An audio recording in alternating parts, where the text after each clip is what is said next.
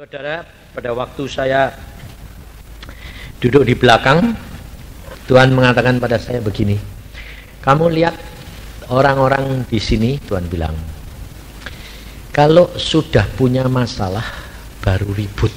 Kalau disuruh dikasih kunci-kuncinya di Basianu itu kurang masuk. Aduh, saya bilang, Tuhan memang manusia itu susah, tapi Tuhan itu sabar, saudara. Dia tahu segala kelemahan kita. Makanya pada waktu puji-pujian itu, saudara diajak puji-pujian kayak anak kecil, ya dah? Ya dah? Terus terang, jujur, di dalam pikiranmu ngomong apa? Kok ya dianggap anak sekolah minggu, ya dah? Ya enggak?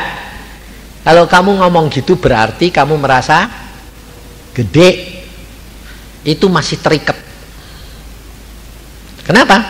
Karena Tuhan berkata, kalau kamu tidak seperti anak kecil, kamu tidak bisa masuk kerajaan surga.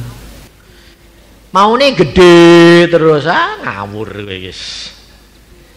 Saya dulu juga begitu. Kalau ada anak muda mimpin gini-gini, saya bilang, loh Tuhan, ini aku tua.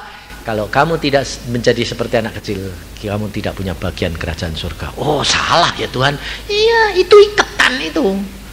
Makanya saya jadi ketawa di sana. Saya bilang benar ya. Saya lihat dari belakang, siapa ini yang masih iket-iketan, bingung wedi. Malu. Anggapnya wong tua kok dibuat mainan kayak anak kecil. Enggak, saudara. Ini salah satu cara untuk kamu lepas daripada segala ikatan. Bebas menyembah Tuhan itu dengan kebebasan. Saya ini orang GKI dulu, kon tepuk tangannya kayak saton. Orang GKI semua gitu, saudara. Tentang Roh Kudus alergi. Tapi istri saya orang Pantekosta biasa. Tapi anehnya sekarang dia kalah sama saya orang GKI. Saya lebih Pantekosta. Karena Tuhan yang mengubah segala perkara, lepas ikatan dari segala perkara. Dan itu yang Tuhan mau, saudara. Supaya hidup kita ini benar-benar mengenal akan kebebasan yang Tuhan berikan. Sebab Tuhan Yesus sudah berkata melalui Rasul Paulus, di dalam Yesus itu ada kemerdekaan.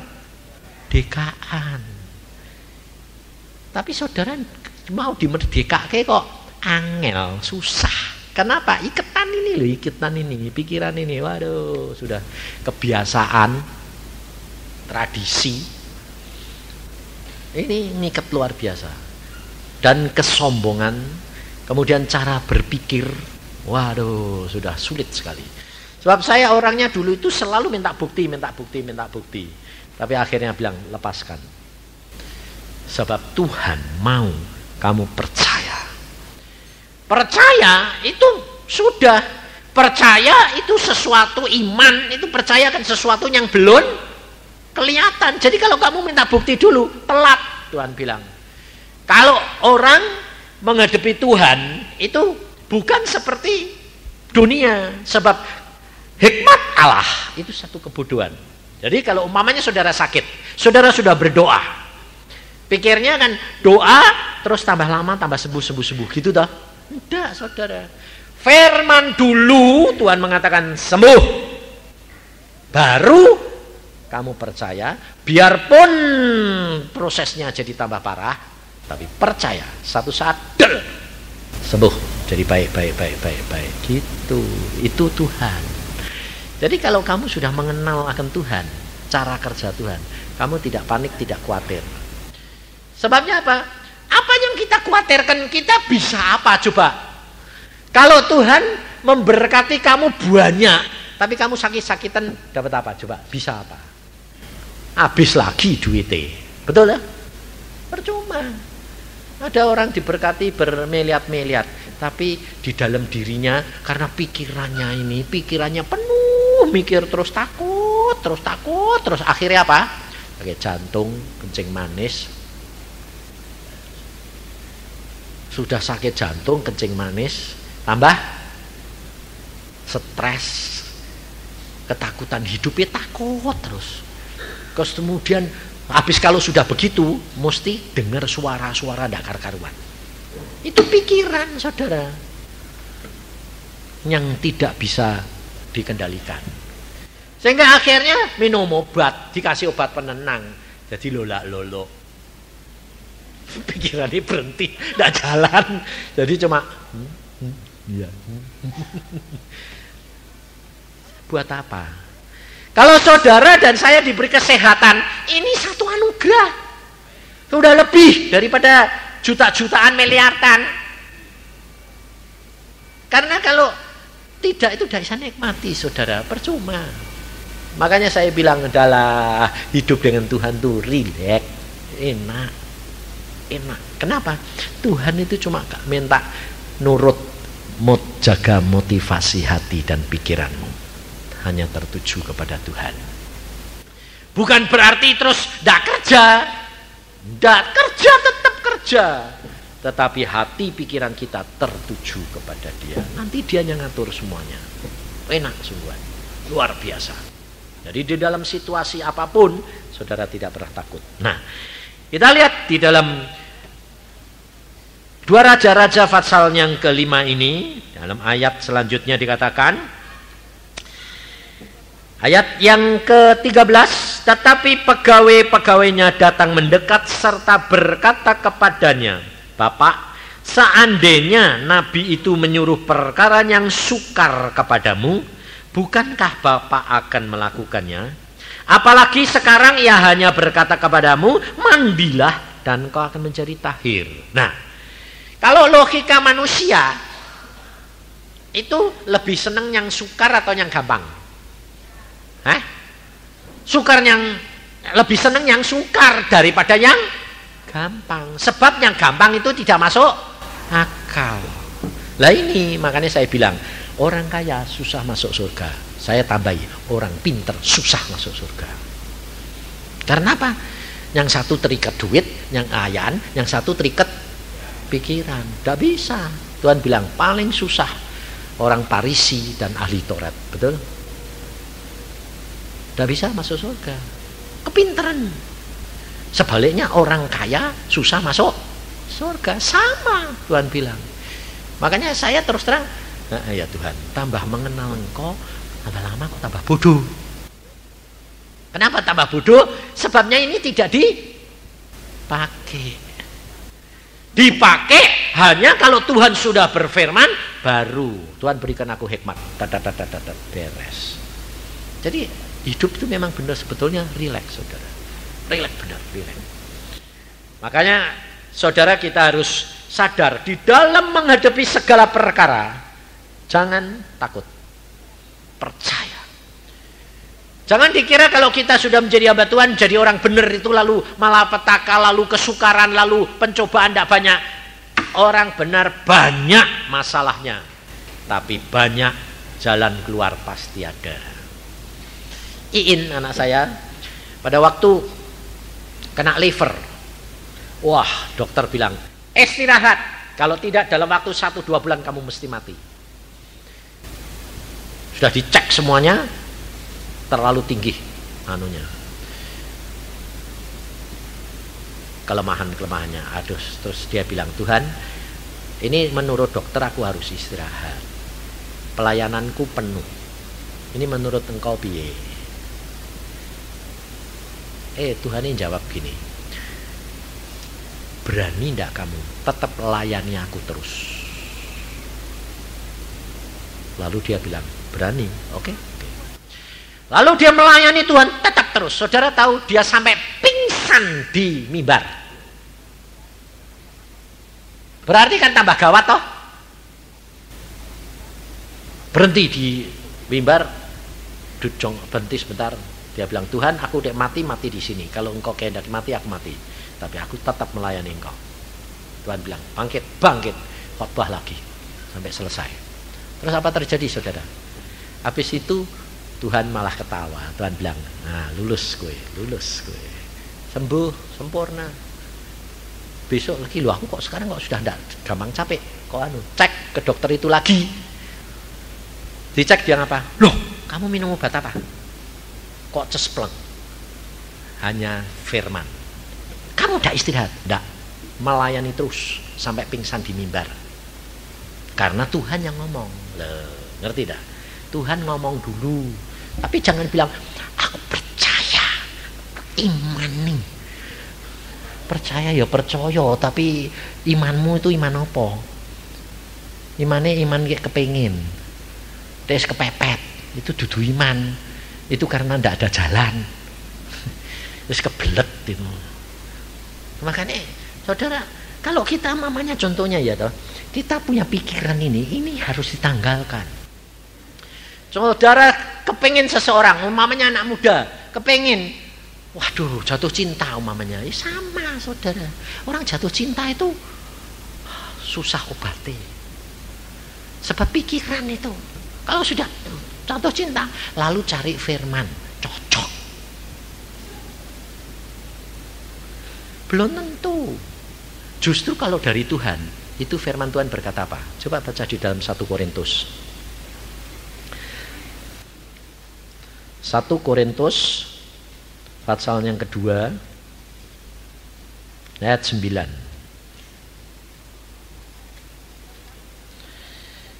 Tetapi seperti ada tertulis, apa yang tidak pernah dilihat oleh mata dan tidak pernah didengar oleh telinga dan yang tidak pernah timbul di dalam hati manusia, semua yang disediakan Allah untuk mereka yang mengasihi Dia.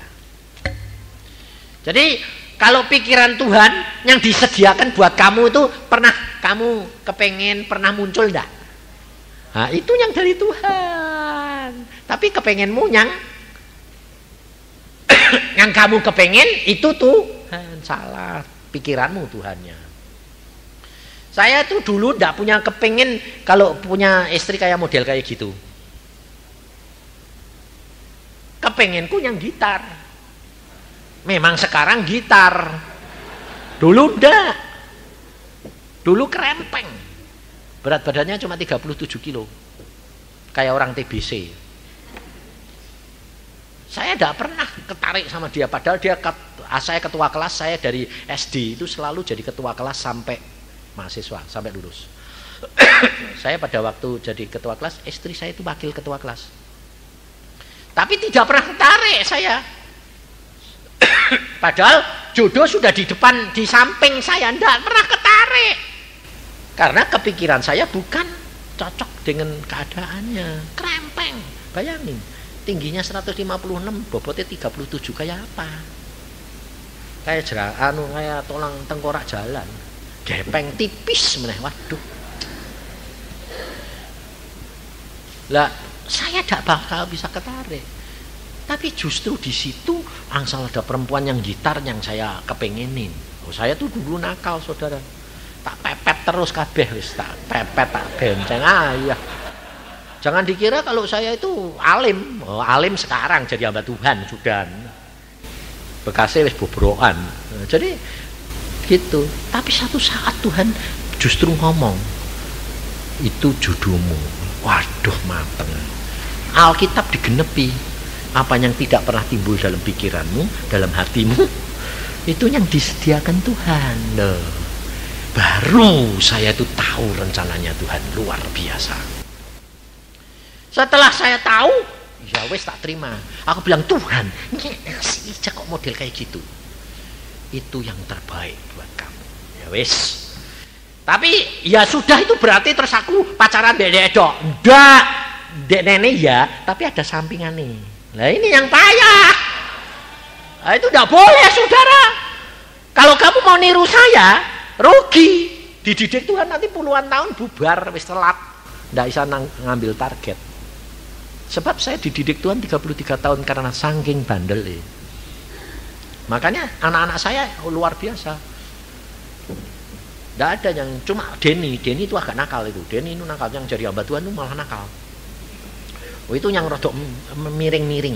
Aku bilang, Dan, wah itu jangan miring-miring. Tuhan maunya apa? Ya tahu Pak itu, tapi menceng lah. Aku bilang, kenapa? Kau mau dididik kayak papa? Enggak. Ya jangan lama-lama. Aku bilang, 4 tahun. 4 tahun Denny itu pacaran sama bukan judul. 4 tahun. Sampai akhirnya saya bilang, Tuhan, tidak engkau yang lepaskan, tidak bisa. Jadi potong Tuhan lepas. Sehingga sama kawin sama Selfie ini dalam waktu bilang, Tuhan bilang sama ngomong, kamu doa puasa 14 hari. Lalu Tuhan berkata, itu jodohmu. Sama Selfie, aduh matang Tuhan. Sama dengan saya, tidak senang. Tapi setelah kawin dia bilang, itu paling cocok buat saya ternyata. Itu Tuhan. Saya tahu kalau istri saya itu sekarang, aduh paling cocok. Setelah tahunan. Jangan bilang dapat terus cocok. Siapa bilang untuk tipis jadi gitar itu lama. Itu tidak bisa langsung mongkok terus melentung, itu tidak bisa. Saya dulu kepengen gitar, malah sekarang dikasih gitar yang bertahun-tahun gedut. Saya ini, waduh, aku bilang, yang gue kegitaran ini aku. Nah sekarang bobotnya 70 sekarang. Bahkan 3 kali lipat main aku minum. Waduh, yang gue ini kebesaran nih aku minum. Tapi dia bilang, yang penting kan sehat. Saya bilang, bener, nikmati, aku bilang itu. Sebab Alkitab yang ngomong, bukan saya. Tambah tua, tambah. Loh, ada ayatnya loh, baca di dalam Mazmur 92. Oh, kamu nih. Loh, kalau saya ngomong itu Alkitabiah loh. Kamu nih. Makanya kalau kamu sudah membaca firman, ngerti, baru kamu bisa menerima semua itu, luar biasa. Mazmur 92 ayat 15. Lihat coba. Pada masa tua pun mereka masih berbuah menjadi gemuk dan segar. Bener dah? Bener dah? Jadi kalau bapak-bapak istrinya itu tambah lama tambah mongkok, itu puji Tuhan. Sebab itu Alkitabiah itu. Alkitabiah itu saudara. Makanya istri saya bilang, enggak apa-apa toh Alkitabiah. Amin. Saya bilang, wes, lah meh mau njaluk krempeng meneh ya jangan. Wong sudah ngalamin dhisik tipis ini kandel ya lumayan toh. Wong itu memang yang dirindukannya, ya toh. Hidup dengan Tuhan itu nyata saudara. Dan tidak masuk akal. Jadi kalau suruh Nabi mengatakan, kamu masuk ke dalam sungai Yordan, nyelam 7 kali. Perhatikan. Waktu dia nyelam sekali, sudah ada perubahan apa belum? 2 kali ada perubahan belum? 6 kali ada perubahan belum? Nah, ini hikmat Allah. Kalau engkau sudah dapat firman, kamu melakukan. Jangan mikir-mikir dulu. Lalu gini, sudah nyelam sekali, 2 kali, sudah 6 kali. Mana? Seandainya Naaman bilang, mana? Tak jadi. Ngerti? Itu Tuhan. Harus bertekun sampai akhir. Jadi jangan mikir-mikir. Sementara diproses, itu jangan, piye kok gini, piye kok gini. Kalau kamu tanya piye, molor. Itu Tuhan. Makanya seperti saya bilang, pelajari perjanjian lama. Perjalanan bangsa Israel, itu perjalanan orang Kristen. Sebetulnya dari Mesir sampai ke Kanaan cuma 3 bulan. Tapi jadi 40 tahun. Kenapa? Karena selalu tanya mana. Yang dikatakan Tuhan firman-Nya, mana? Buktinya mana? Di tengah jalan kok malah kelaparan, kehausan, kepanasan. Mana? Nah, Tuhan bilang, karena kamu tidak percaya, balik, muter-muter sampai kamu mati semua. Makanya perjanjian lama itu bagus sekali saudara. Karena itu merupakan apa? Membentuk pilar-pilar iman kita supaya teguh belajar dari firman Tuhan. Saya banyak belajar, Tuhan bilang gitu. Pelajari perjanjian lama, perjalanan bangsa Israel. Itu bagus sekali. Dan kamu akan tidak jatuh untuk seperti mereka. Dan betul.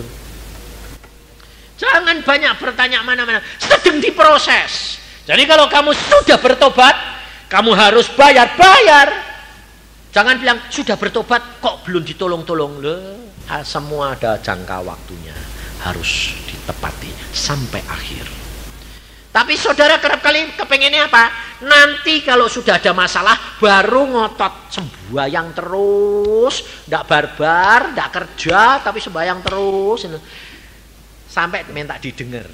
Tuhan bilang bayar. Kowe mau jengkir balik mesti waktunya harus genap. Sebelum tidak bisa.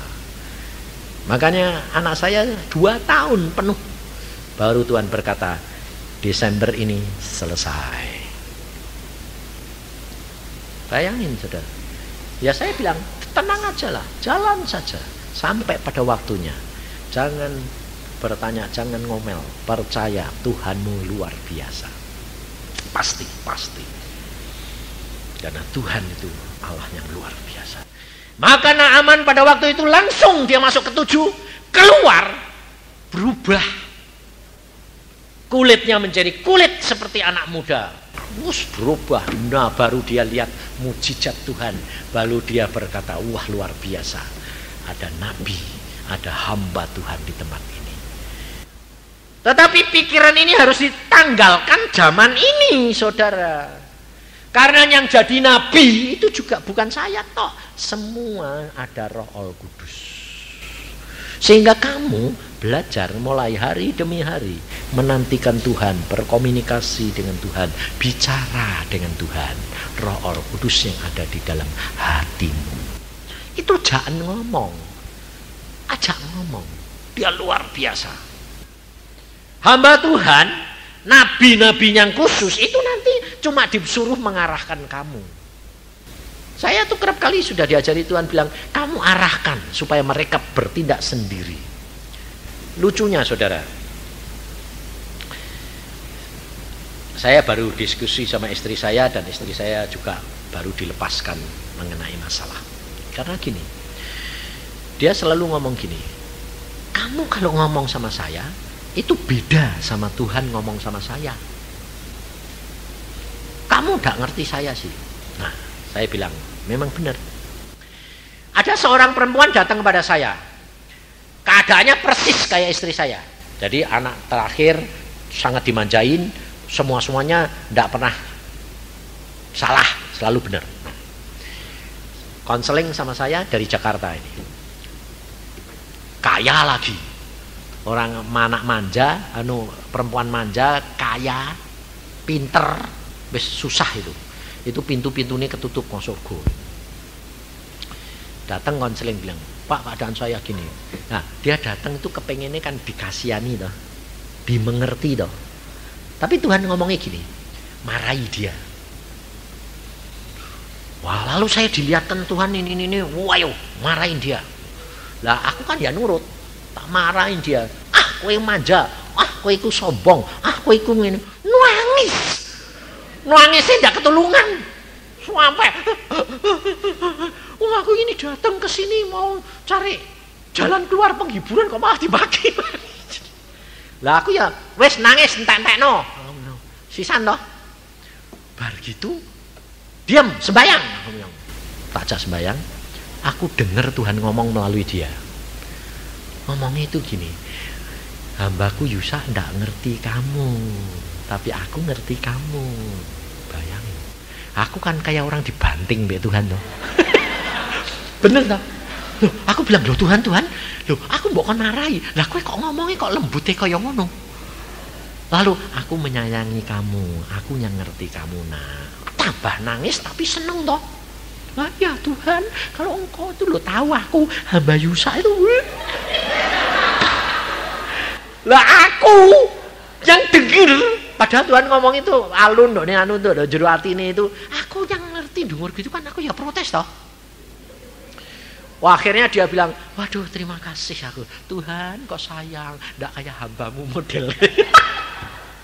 Lalu saudara selesai, dia bilang gini, Tuhan ndak kayak kamu marah-marah saya disayang-sayang. Bayangin. Terus aku bilang gini, kamu sadar enggak? Tapi orang ini luar biasa saudara. Sadar dia bilang. Oh tahu Pak saya kalau gak mau marahi, Tuhan biarpun ngomong kayak gitu, saya tidak bisa terima. Tapi karena mau marahi luar biasa, saya berontak luar biasa. Tuhan ngomong gitu tuh kayak dikasih siram air dingin. Ces, waduh ini loh Tuhanku. Sehingga aku itu tahu kasihnya Tuhan. Nah, saya ganti bermasalah dengan Tuhan toh. Aku bilang gini, Tuhan, lah aku mbok marahi. Lah kok saya ini mbok sayang-sayang. Itu modelmu piye toh? Tuhan bilang, kamu harus mengucap syukur Yusa. Kenapa? Kowe itu siapa? Hambamu. Doamu bagaimana? Mau menyenangkan hatiku. Ya toh? Nah, sekarang kalau orang itu tak suruh kowe ngelus-ngelus, nyayangi ini, orang itu sayang sama kamu apa sayang mbek aku? Oh, sayang Yusa. Kalau sayang Yusa, kowe mencuri kemuliaanku ndak? Aku seneng ndak deh orang itu seneng mbek kowe? Ya ora seneng. Ya wis. Kamu harus ngucap syukur karena gara-gara mau marahi orang itu seneng mbek aku. Ya toh? Jadi kamu dimarahi dia genten toh? Dia ejek karena dia toh? Firman Tuhan berkata, kalau kamu diejek, kamu dihina karena aku, upahmu double 2 kali. Enak ra? Oh, ya gelem-gelem wis. Lahir lagi mau. Betul enggak? Jangan pakai ini, Saudara. Tapi kita adalah jadi hamba Tuhan. Dan yang tadi apa? Jadikan aku hamba yang setia. Kalau hamba yang setia itu tidak mikiri gengsinya sendiri. Yang penting Tuhan senang. Ngerti? Jadi kalau kamu sedang menderita, Tuhan tidak kuat, itu kira-kira meh nyeneng awakmu apa nyenenge Tuhan?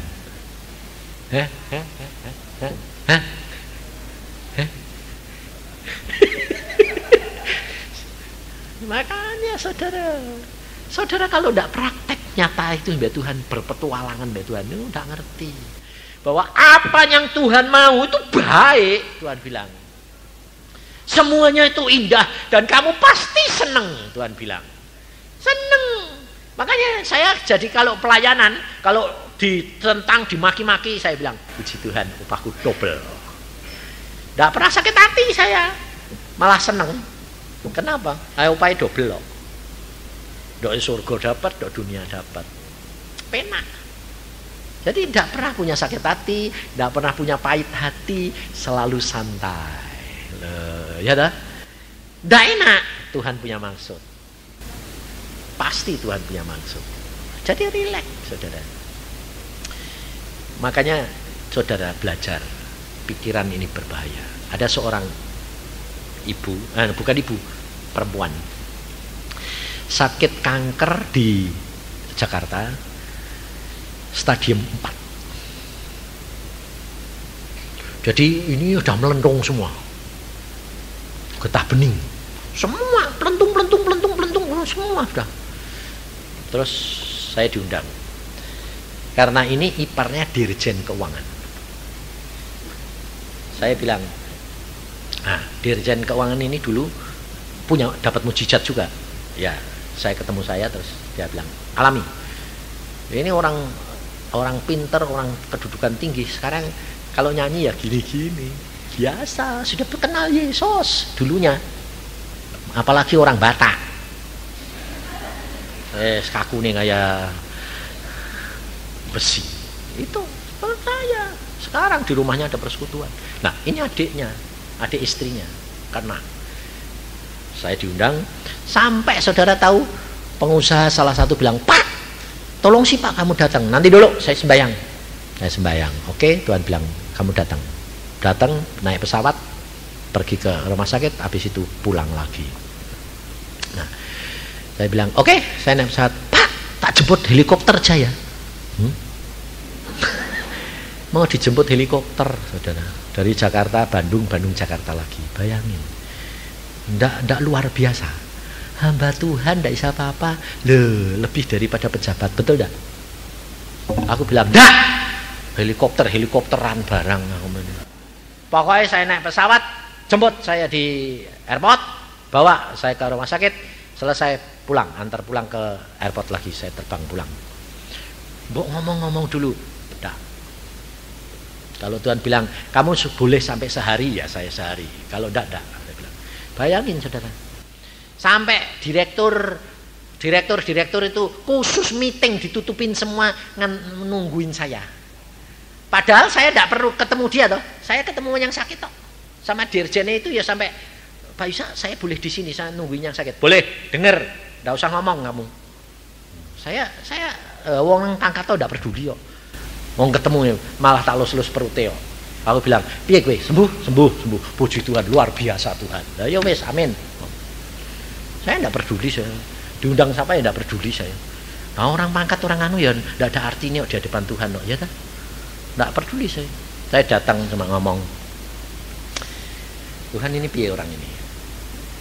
Aku bilang, ini sih sudah stadium 4 tuh sudah tinggal game tok. Nah, aku malah kayak ngadepi wong ngono iku malah beneran. Sebabnya dek mati ya ora apa-apa to memang wis meh game. Lah ya tah luwih penak. Dek wong sehat repot. Jadi aku ini, saya sembayang. Tuhan bilang, kamu lihat itu hatinya. Wah kok pahitnya kayak gitu. Oh ini sebabnya Tuhan ya. Amin, aku bilang itu. Kowe ngerti? Kamu sebentar lagi meh mati. Dokter bilang apa? Ya Pak, tidak ada obatnya. Ada satu jalan, terserah kamu. Tuhan berkata, hatimu pahit karena Tuhan lihatkan hatimu busuk. Karena kamu sakit hati sama saudara-saudaramu dan orang tuamu. Nangis. Tidak ada orang tahu. Disimpan terus sampai akhirnya grogoti jadi kanker ganas. Cepat bertobat, beres-beres semua perbuatan ayah bundamu dan saudara-saudaramu satu persatu. Ingat, ampuni, lepaskan, buang. Kalau kamu mau, itu jalan keluar.